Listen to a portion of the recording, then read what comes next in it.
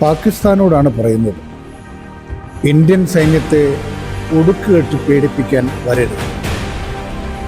നിരപരാധികളെ കൂട്ടക്കൊല ചെയ്ത ക്രൂരതയ്ക്ക് മിന്നലാക്രമണത്തിലൂടെ നൽകിയ മറുപടിയിൽ ഇന്ത്യയുടെ സൈനിക ശേഷി പാകിസ്ഥാന് മനസ്സിലായി കാണും.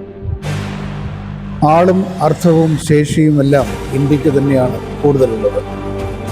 കര, നാവിക, വ്യോമസേനകളിൽ 14.55 ലക്ഷം ഭടന്മാരാണ് ഇന്ത്യക്കുള്ളത്. എന്നാൽ പാകിസ്ഥാന് അത് 6.54 ലക്ഷം മാത്രമാണ്. മറ്റായുധങ്ങളുടെ കാര്യത്തിലും ഇന്ത്യ തന്നെയാണ് മുന്നിൽ.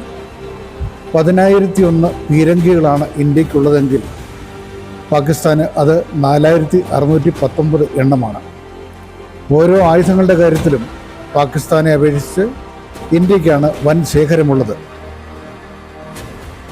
എന്നാൽ ആണവശക്തികൾ എന്ന നിലയിൽ ഇരു രാജ്യങ്ങൾക്കുമുള്ള തുല്യത യുദ്ധവിരുദ്ധരെയും സമാധാനകാംക്ഷികളെയും ആശങ്കപ്പെടുത്തുന്നതാണ് പോസിറ്റീവ് ന്യൂസ്.